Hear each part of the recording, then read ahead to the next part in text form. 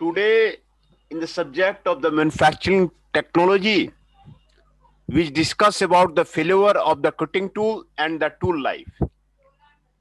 How the failure of the cutting tools and tool life will be taken place. This will be discussed today. State how the cutting tool fails. State the mechanism and the pattern of the tool wear. Ascertain the essential property of the cutting tool material. Define and assess the tool life, develop and use of the tool life equation. Failure of the cutting tool. Smooth, safe and economic machine necessitate reduction of the rate of the wear to tool its life. The cutting tools generally fail by the mechanical breakage. जो cutting tool जो आपको fail करता है mainly mechanical breakage होता है due to the excessive force and the shocks. Excessive force लगता है और शॉक्स लगता है, उसके द्वारा ये फेल होता है. Such kind of the tool failure is random and the catastrophic nature hence are extremely detrimental. जो मैकेनिकल ब्रेकेज हो रहा है वो आपको एक्सेसिव फोर्स लगता है कटिंग टूल पे कटिंग करने के टाइम में, उसी से फेल होता है. मैकेनिकल शॉक्स लगते हैं, उसी से आपको फेल होता है ना. Quick dulling by the plastic deformation due to the intensive stresses and the temperature काफी आपको राइज कर जाता है ड्यूरिंग द मशीनिंग कंडीशन. तो आपको जो कटिंग टूल है वो आपको रैपिडली फेल कर जाता है एंड क्वाइट डिटरमिनेंटल एंड अनवांटेड, है ना. इंटेंसिव स्ट्रेस लगता है. इंटेंसिव स्ट्रेसेस जो है वो आपको कटिंग टूल पे लगता है, उससे जो है आपका कटिंग टूल आपको फेल कर जाता है. तो ये 3 कारण है कटिंग टूल का आपको फेल्यूर का. ये 3 कारण आपको बताए गए हैं. एक तो mechanical breakage due to the excessive force and the shocks, इसके द्वारा होता है. दूसरा plastic deformation due to the intensive stress and the temperature, उसके द्वारा होता है. और तीसरा है gradual wear of the cutting tool at its flank and the rake surface. इसके फ्लैंक पे और द रेक सरफेस पे ग्रेजुअल वियर होता है, उसके थ्रू जो है आपका टूल वियर होता है ना. The first 2 modes of the tool failure are very harmful not only for the tool but also for the job and the machine tool. दो जो ऊपर का जो ब्रेकेज है ये आपको ज्यादा हार्मफुल है, और तीसरा जो है आपको ग्रेजुअल वियर है और इसको प्रिवेंट नहीं किया सकता है ना. इसको प्रिवेंट नहीं किया जा सकता है. कटिंग टूल जब आपको फेल हो जाता है तो इसको रीग्राइंड किया जाता है ना. There the tool has failed or about fail one or more of the following condition. ये आपको R&D लेबोरेटरी में आपको चेक किया जाता है. Total breakage of the tool और टूल टिप, ये आपको चेक किया जाता है. Massive fracture at the cutting edge, ये आपको चेक किया जाता है. Excessive increase in the cutting forces and और वाइब्रेशन, ये के चेक किया जाता है. एवरेज वियर फ्लैंक और cutter reaches its the specific limit, ये आपको चेक किया जाता है. In machining industry excessive beyond limit current और द पावर कंजम्पशन, ये इससे भी जो है आपको चेक हो जाता है. Excessive vibration and the abnormal sound chatter, इससे भी आपको समझ में आ जाता है कि टूल आपका फेल हो गया है ना. ये सारे कंडीशन है जिससे पता चल जाता है कि टूल आपका फेल हो गया है, टूल आपका फेल्यूर हो गया है ना. Tool breakage of the tool, total breakage of the tool हो गया तो आपका टूल फेल्यूर हो गया. Dimensional deviation beyond the tolerance हो गया तो आपका टूल फेल्यूर हो गया. Rapid worsening of the surface finish हो गया तो आपका टूल फेल हो गया. एडवर्स चिप फॉर्मेशन हो गया, जब चिप फॉर्मेशन आपको एडवर्स होने लगता है तो टूल आपका फेल्योर माना जाता है। तो ये सारे कंडीशन है जिससे पता चलता है कि आपका टूल जो है आपका फेल्योर हो गया, है ना। Total breakage of the tool, massive fracture at the cutting edge, excessive increase in the cutting force, cutting force में ज्यादा जो है इंक्रीज हो गया, average wear flank of the cutter reaches its specific limit, उससे पता चलता है ना। Mechanism and the pattern geometry of the cutting of the tool wear, है ना। For the purpose of controlling tool wear, one must understand the various mechanism of the wear that the cutting tool undergoes under the different condition. The common mechanism of the cutting tool wear are the mechanical wear and the thermochemical wear. Mechanical wear is the thermal insensitive type like abrasion, chipping, and the delimation. Thermally sensitive type like adhesion, fracturing, and the flaking, etc. Thermochemical wear, micro diffusion by the mass dissolution, macro diffusion by the atomic migration. Chemical wear होता है और galvanic wear होता है। ये जो है आपको common mechanism of the wear है। Diffusion wear at the rubbing surface, particularly rake surface, gradually diffuses into the flowing the chips either in the bulk or atom by atom when the total material has a chemical affinity or the solid solubility towards the work material. Diffusion wear becomes predominant when the cutting temperature becomes very high due to the high cutting velocity and the high strength of the work material.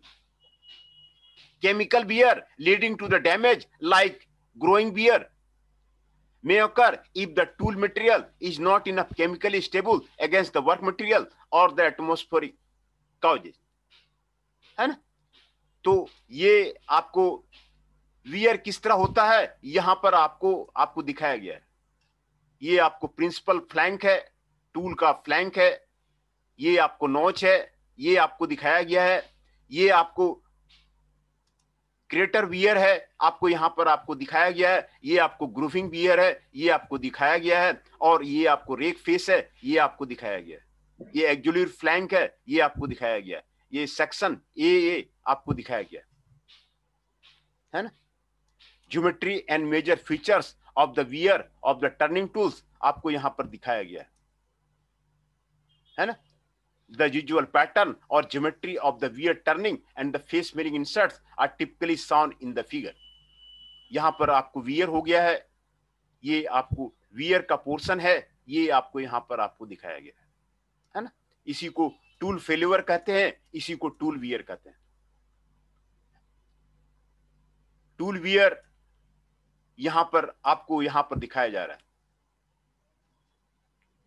है ना। Tool wear आपको यहां पर आपको दिखाया जा रहा है। ये इंसर्ट्स है, wear pattern of the face milling insert, आपको वियर पैटर्न का फिगर आपको दिखाया जा रहा है। मेन कटिंग एज आपको दिखाया जा रहा है, main cutting edge average wear आपको दिखाया जा रहा है, इंटरमीडिएट कटिंग एज आपको दिखाया जा रहा है, प्लेनिशिंग एज आपको दिखाया जा रहा है, इंटरमीडिएट एज एवरेज वियर आपको दिखाया जा रहा है, प्लेनिशिंग एज एवरेज वियर VB3 आपको दिखाया जा रहा है ना। तो in addition to the ultimate failure of the tool, the following all effects are also caused by the growing tool wear. Increase in the cutting forces, cutting forces में increase हो जाता है जब टूल बियर कर जाएगा ना। जब tool beer कर गया है, ब्लंट हो गया है, तो कटिंग फोर्स ज्यादा लगेगा। कट करने के लिए जो है आपको ज्यादा फोर्स लगेगा। उससे पता चल जाएगा कि आपका जो है टूल आपका वियर हो गया है और जो टूल सिग्नेचर है उसको जो है करने की जरूरत है। टूल सिग्नेचर को आपको ठीक करने की जरूरत है ना। Power consumption mainly due to the principal flank wear, power consumption आपका इंक्रीज कर जाता है। Increase in the dimensional deviation and the surface reference mainly due to the wear of the tool too, dimensional deviation होने लगता है ना। Odd sound and the vibration, odd sound produce होने लगता है, वाइब्रेशन आपको ज्यादा होने लगता है, वर्सनिंग सरफेस इंटीग्रिटी वो आपको होने लगता है, mechanically weakening of the tool tube ये आपको होने लगता है ना। तो ये आपको worsening of the surface integrity होने लगता है, mechanically weakening of the tool tip ये आपको होने लगता है ना। तो ये आपको टूल वियर के बारे में था, है ना। कैसे पता चलेगा कि आपका टूल वियर, आपका टूल फेल्योर आपको हो गया है ना। यहां पर आपको टूल फेल्योर आपको यहां पर बताया जा रहा है, मैकेनिकल वियर हो गया, थर्मोकेमिकल वियर हो गया, केमिकल वियर हो गया एंड द गैल्वेनिक वियर हो गया, है ना। ये आपको फ्रैक्चरिंग, एडिशन, फ्लैंकिंग ये आपको थर्मल सेंसिटिव टाइप का वियर है, थर्मल सेंसिटिव एब्रेशन हो गया, चिपिंग हो गया एंड डेलिमेशन हो गया, micro diffusion by the mass dissolution, micro diffusion by the atomic migration ये आपको थर्मोकेमिकल वियर है ना। ये आपको मैकेनिकल वियर के बारे में आपको यहां पर आपको बारे में आपको बताता है ना। तो टूल वियर, तो ये आपको टूल वियर के बारे में था। Next, essential property of the cutting tool material, tool material में क्या क्या जो है आपको प्रॉपर्टी होना चाहिए जिससे कि टूल वियर आपको ज्यादा नहीं हो। The cutting tool need to be capable to meet the growing demands for the higher productivity and economy as well as to machine exotic material which are coming up with the rapid progress in the science and technology. The cutting tool material of the day future essentially require the following property. ये आपको property आपको required है to resist or retard the phenomena of the earlier tool failure. Tool failure नहीं हो उसके लिए आपको ये आपको एसेंशियल प्रॉपर्टी आपको यहां पर आपको दिया हुआ है ना। क्या क्या प्रॉपर्टी होना चाहिए जिससे कि आपको टूल वियर आपको नहीं हो, है ना। High mechanical strength, high mechanical strength होना चाहिए, हाई कंप्रेसिव स्ट्रेंथ होना चाहिए, हाई टेंसाइल स्ट्रेंथ होना चाहिए, इससे आपका टूल फेल्योर आपको अर्ली टूल फेल्योर आपका नहीं हो। फ्रैक्चर टफनेस होना चाहिए हाई और एटलीस्ट एडेक्वेट होना चाहिए, high hardness for the abrasion resistance होना चाहिए, है ना। High hot hardness to resist the plastic deformation and reduce wear rate at the elevated temperature होना चाहिए, केमिकल स्टेबिलिटी और इनर्टनेस होना चाहिए against the work material. Chemical stability का मतलब है एट द हायर टेम्परेचर आपका टूल का जो मटेरियल है, टूल जो है आपको वर्कपीस के साथ में रिएक्शन ना करे। इनर्टनेस होना चाहिए एट द हायर टेम्परेचर, ये आपको उसके साथ में रिएक्शन नहीं करे। केमिकली स्टेबल होना चाहिए, at the higher temperature tool को काम करना पड़ता है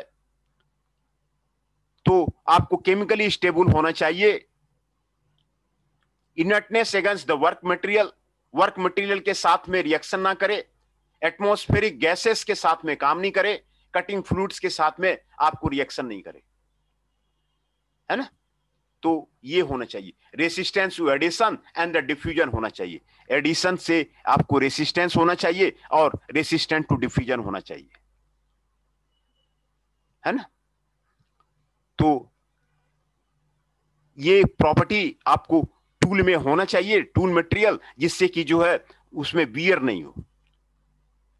thermal conductivity low at the surface to resist incoming of the heat and high at the core of the quickly dissipate the heat generated.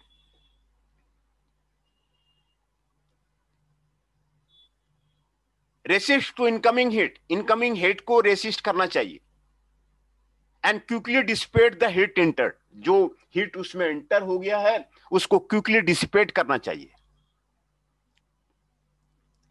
High heat resistance and stiffness, heat resistance high होना चाहिए and stiffness होना चाहिए।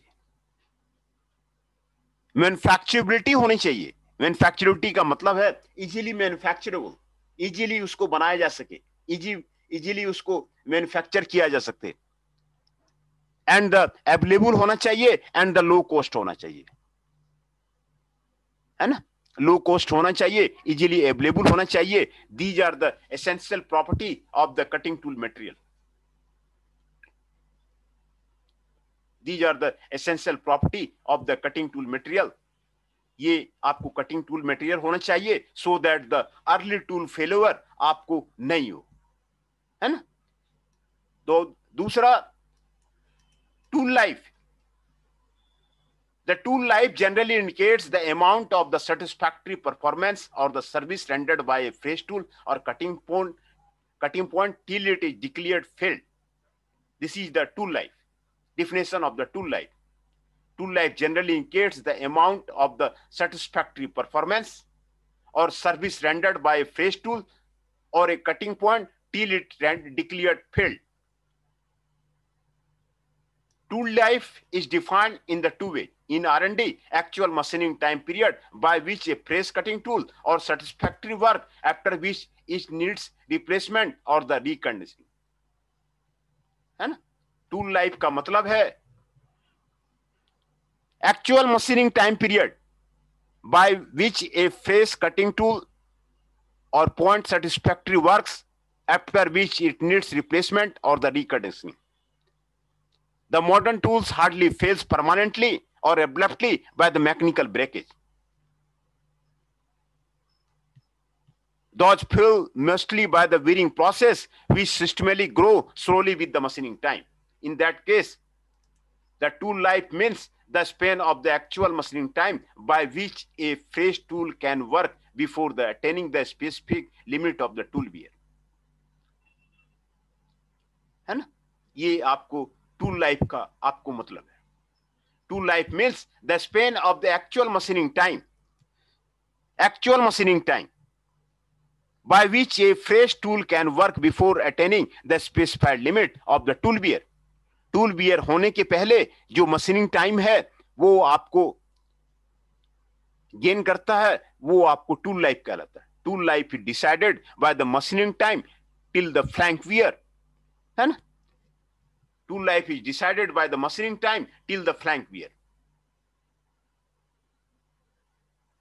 In industry or the shop floor, the length of the time of the satisfactory service or amount of the acceptable output provided by the fresh tool period to it is required to the replace or the recondition.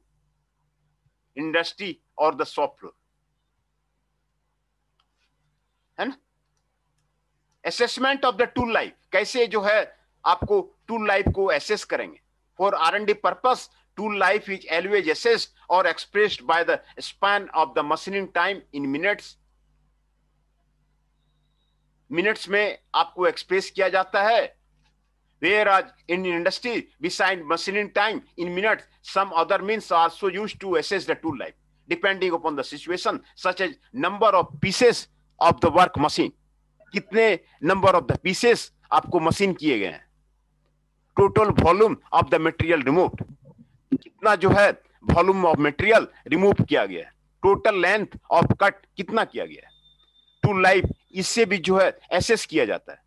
Number of peace, कितने pieces आपको machine किए गए हैं. Total volume of the material removed कितना है. Total length of cut कितना है.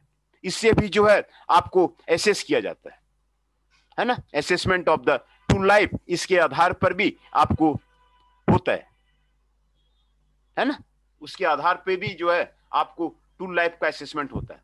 Measurement of the tool wear, the various methods are the by loss of the tool material in volume और weight in one life time. This method is crude and generally applicable for the critical tools like the grinding wheels. The loss of the tool material, उससे भी आपको grinding wheel में कितना जो है आपको material loss किया है उससे आपको मेजर किया जाता है. By grooving and indentation method, in this approximate method wear depth is measured indirectly by difference in the length of the groove. Length of the groove से आपको मेजरमेंट किया जाता है टूल किया. Indentation outside and inside the worn area, उस पर depend किया जाता है। Using optical microscope fitted with the micrometer, very common and the effective method. Optical microscope से इससे भी आपको मेजर किया जाता है। स्कैनिंग इलेक्ट्रॉनिक माइक्रोस्कोप से ये आपको यूज किया जाता है generally for detailed study of the quality and the quantitative measurement of the tool wear. Tool wear का जो है जनरली जो स्कैनिंग इलेक्ट्रॉन माइक्रोस्कोपी, इससे मेजर किया जाता है। Talysurf specially for the shallow crater wear, छोटा कैटर वियर को मेजर करने के लिए टेलीसर्फ का यूज किया जाता है। स्कैनिंग इलेक्ट्रॉन माइक्रोस्कोप ये काफी महंगा इक्विपमेंट है। ये किसी जो है इंस्टीट्यूट में आपको होता है, वहां पर आपको टूल वियर आपको मेजर किया जाता है ना। तो ये आपको महंगा इक्विपमेंट है। Optical microscope fitted with the micrometer, उसके साथ भी मेजर किया जाता है। ये very common and effective method है ना। By grooving and indentation method, in this approximate method where depth is measured directly by the difference in the length of the groove or the intention inside the warden area, उससे भी measure किया जाता है। by loss of the tool material, आपको grinding wheel में कितना आपको material loss किया, उससे भी आपको मेजर किया जाता है ना। ये आपको measurement of the tool wear, कैसे जो है टूल बियर को आपको मेजर किया जाता है। टेलीसर्फ से मेजर किया जाता है, स्कैनिंग इलेक्ट्रॉन माइक्रोस्कोप से मेजर किया जाता है, ऑप्टिकल माइक्रोस्कोप से मेजर किया जाता है ना। तो ये आपको measurement of the tool wear है। Taylor's tool life equation, Taylor's tool life equation आपको, ये इक्वेशन आपको टेलर्स टूल लाइफ इक्वेशन है VTP power n equal to C, है ना। VTP power n equal to C, ये आपको टेलर्स टूल लाइफ एक्सपोनेंट है। The value of both n and c depend mainly upon the tool work material and the cutting environment, है ना। V is the cutting speed, T is the tool life and C is the constant, है ना। ये आपको tool life का है, ये cutting speed है। ये आपको ग्राफ प्लॉट किया गया, ग्राफ प्लॉट करके आपको जो है ये टेलर इक्वेशन आपको निकाला गया। Taylor plotted the same figure, take both V and T in log scale, a more distinct linear relationship as schematically shown in the figure। ये आपको यहां पर आपको दिखाया गया है ना। ये आपको कटिंग स्पीड है, कटिंग वेलोसिटी है, और ये टूल लाइफ है ना। ये हाइपरबोला आपको यहां पर आपको दिखाया गया। Flank wear and growth of the flank wear, machining time आपको यहां पर दिखाया गया। फ्लैंक वियर कैसे बढ़ता है, ये यहां आपको growth of the cutting tool wear आपको यहां पर आपको दिखाया गया है ना। The tool life of the any tool for any work material is govern mainly by the cutting velocity, field and depth of the cut. Cutting velocity affect maximum and depth of cut minimum, है ना। ये आपको यहां पर आपको दिखाया जाता है। Growth of the flank wear and assessment of the tool life, है ना। ये फ्लैंक वियर आपको दिखाया गया है। VC1, VC4, VC3, VC2, VC2 and the VC1, है ना। ये आपको दिखाया गया है ना। ये आपको टेलर्स टूल लाइफ इक्वेशन है।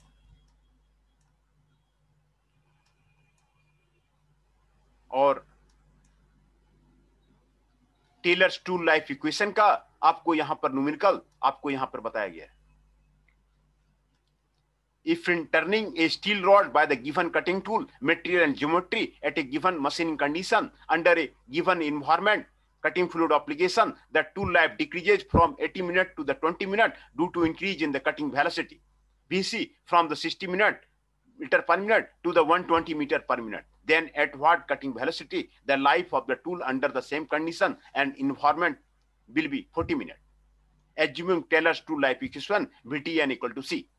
V1 T1 equal to V2 T2, V2 T3, that is the constant. V1 आपको 60 मीटर पर मिनट, T1 आपको 80 minute, V2 to 120 metre per minute, T2 20 metre per minute. तो V3 निकालना है, T3 आपको दिया हुआ है ना, आसान है। V1 T1 equal to V2 T2 है ना, इससे आपको n निकल जाएगा, n इक्वल टू 0.5 है ना। V1 दिया हुआ है, T1 दिया हुआ है, V2 दिया हुआ है, T2 दिया हुआ है, T3 दिया हुआ है, V3 आपको निकालना है। V3 बाय V1 हो गया, T1 बाय T3 हो गया, V3 आपको निकल जाएगा, है ना। ये आपको टेलर लाइफ इक्वेशन का आपको न्यूमेरिकल प्रॉब्लम, कटिंग स्पीड क्या है वो आपको टेलर लाइफ इक्वेशन से आपको यहां पर आपको निकल जाता है ना। तो ये आपको टूल लाइफ है। आज यहीं तक रहने देते हैं। टूल बियर के बारे में पढ़ना था, how the tool wear happens.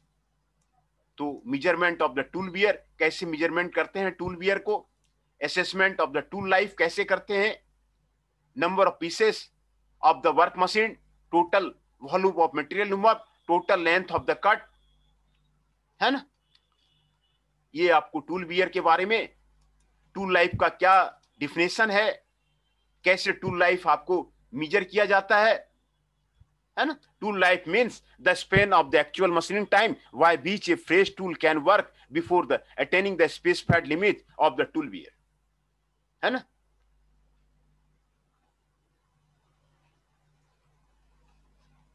ये टूल लाइफ का इक्वेशन आपको दिया गया है। Essential property of the cutting tool wear, जिससे कि अर्ली टूल फेलियर आपको नहीं हो, ये सारे प्रॉपर्टी हैं। जिससे कि टूल बियर आपको नहीं हो, ये सारे एसेंशियल प्रॉपर्टी हैं, है ना। ये सारे एसेंशियल प्रॉपर्टी हैं। High mechanical strength, compressive strength, tensile strength and the TRE, fracture toughness, high or at least adequate, high hardness or the abrasion resistance, high hot hardness to resist plastic deformation, reduce the wear rate, है ना। High hot hardness होना चाहिए। High hot hardness का मतलब है at the higher temperature hardness होना चाहिए। At the higher temperature आपको रेसिस्ट करना चाहिए, इसको हॉट हार्डनेस बोलते हैं। To resist the plastic deformation, ये आपको देना चाहिए।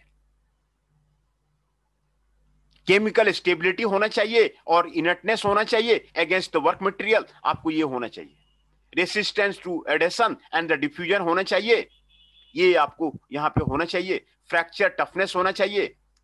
High mechanical strength, compressive technical, ये आपको होना चाहिए। Thermal conductivity, resist to incoming heat होना चाहिए, हीट उसमें एंटर नहीं करे, but quickly dissipate the heat generate enter, जो हीट उसमें आपको इंटर हो गया है वो क्विकली डिसिपेट कर दे। High heat resistance and stiffness होना चाहिए। Availability and the low cost होना चाहिए, मैन्युफैक्चरेबिलिटी होना चाहिए। ये आपको कटिंग टूल का, आपको मटेरियल का, आपको प्रॉपर्टी यहां पर आपको बताया गया है ना।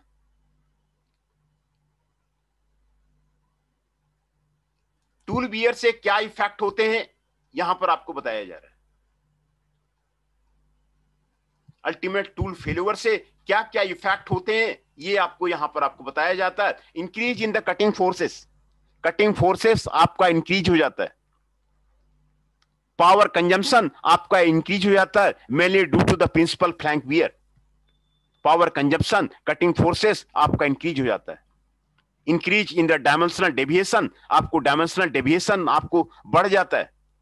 सरफेस रफनेस आपका बढ़ जाता है due to the wear of the tool tube and auxiliary flank wear.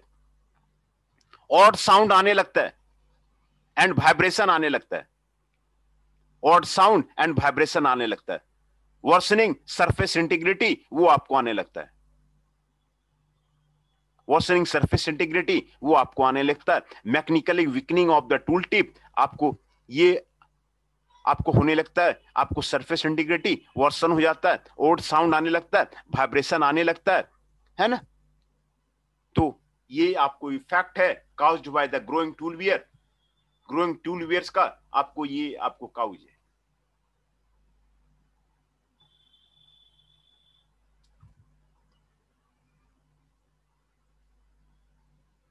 है ना। These are the following facts are also caused by the growing tool wear. ये इसके आपके काउज है। जो आपको वियर होता है, वियर पैटर्न आपको यहां पर आपको दिखाया गया है। वियर पैटर्न, ये सारे वियर का intermediate cutting edge, main cutting edge, main cutting edge, average wear आपको यहां पर आपको दिखाया गया है ना। प्लेंसिंग एज वियर आपको यहां पर आपको दिखाया गया है। इंटरमीडिएट एज वियर आपको यहां पर फोटोग्राफ में आपको दिखाया गया है। पहले मैं अटेंडेंस ले लूं, फिर उसके बाद जो है लेक्चर को कंटिन्यू करते हैं।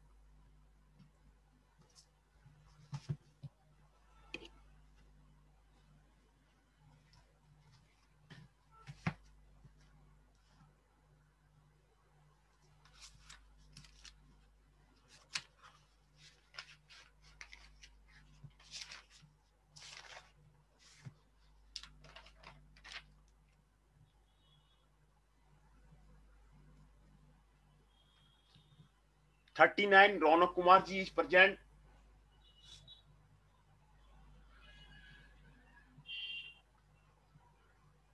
12 Deepanshu Chaudhary is present. Chandan Shah 8 is present. Himanshu ji 17 is present. Nandini ji 29 is present. Rishabh Nayak 54 is present.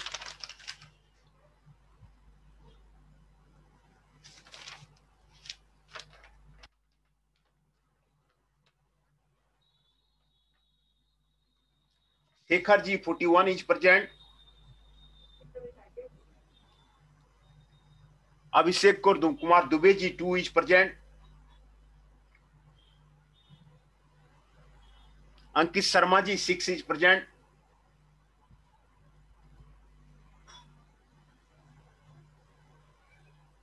Hriday ji 19 is present. Jainesh Chauhan ji 22 is present. Kartik ji 24 is present, है ना। तो जो प्रेजेंट हैं, कार्तिक जी 24, जैनेश चौहान जी 22, हृदय जी 19, अभिषेक कुमार दुबे जी 2, शेखर जी 41, ऋषभ नायक जी 54, नंदिनी जी 29, हिमांशु जी 17, चंदन शाह जी 8, दीपांशु चौधरी जी 12, 39 रौनक कुमार जी एंड राहुल जी 32 वो इंटर कर रहे हैं।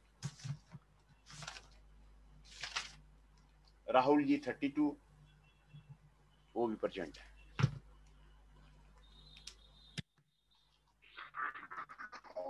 आपका सिलेबस गेज डिजाइन बच रहा है, different type of the gauges, वो मैं और जो है आपका सिलेबस ऑलरेडी कंप्लीट हो चुका है। सिर्फ गेजेज, डिफरेंट टाइप का गेजेज, गेज डिजाइन वो आपको रह रहा है। अटेंडेंस लग गई सर?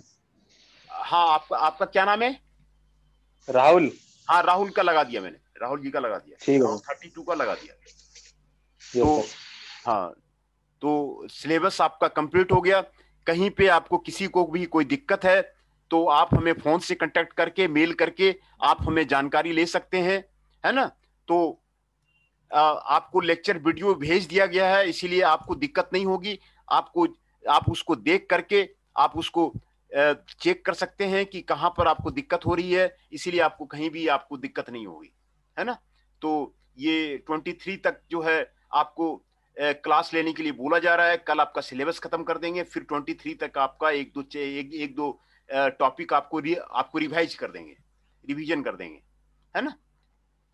तो यहां पर आपको जो है आपको क्रेटर वियर आपको दिखाया जा रहा है कि क्रेटर वियर यहां पे होता है। ग्रोइंग वियर आपको यहां पर आपको दिखाया जा रहा है, ग्रोइंग वियर आपको यहां पर होता है।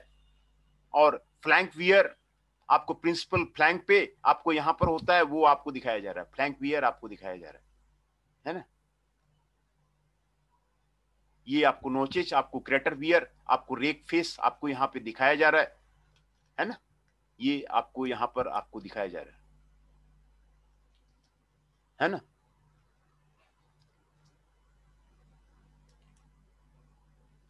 है ना। तो जो वियर होता है ये मैकेनिकल वियर होता है, थर्मोकेमिकल वियर होता है, केमिकल वियर होता है और गैल्वेनिक वियर होता है ना। जो आपको thermal insensitive type like abrasion, chipping and the delamination, ये आपको मैकेनिकल वियर है। Thermal sensitive like adhesion, fracturing and the flaking, ये आपको मैकेनिकल वियर है। Micro diffusion by the mass dissolution, ये थर्मोकेमिकल वियर है। Micro diffusion by the atomic migration, ये आपको थर्मोकेमिकल वियर है ना। डिफ्यूजन वियर में क्या होता है कि material from the tool at rubbing surface particularly at the rake face gradually diffuses into the flowing chips atom by atom, है ना। ये आपको डिफ्यूजन वियर है। Diffusion wear become poisonous when the cutting temperature becomes very high due to the high cutting velocity and high strength of the work material. है ना। Chemical wear leading to damage like growing wear, ये आपको यहां पर आपको दिखाया गया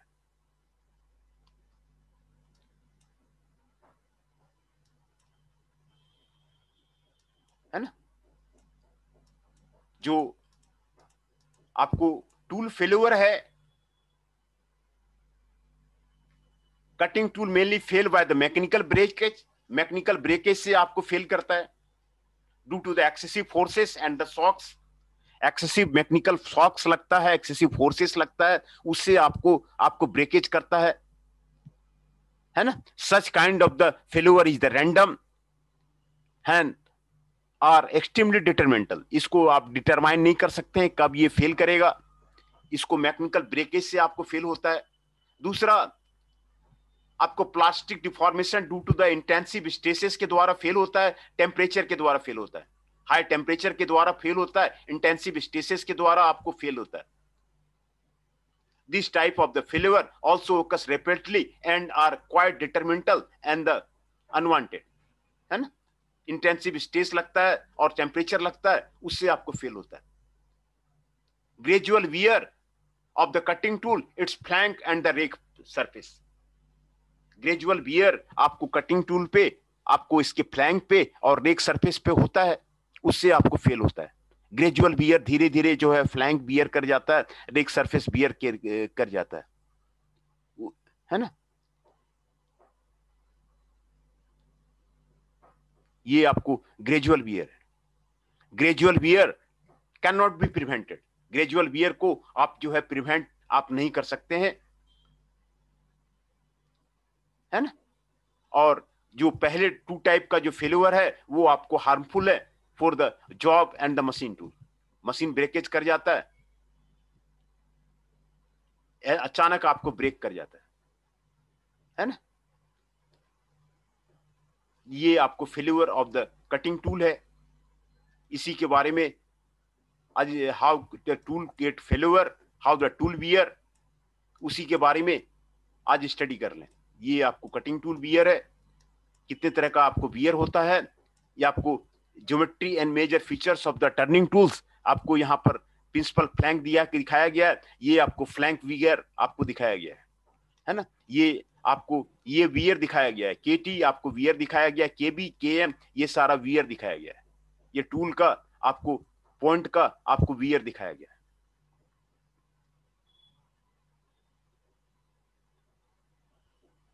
है ना। टूल का पॉइंट का आपको वियर दिखाया गया है।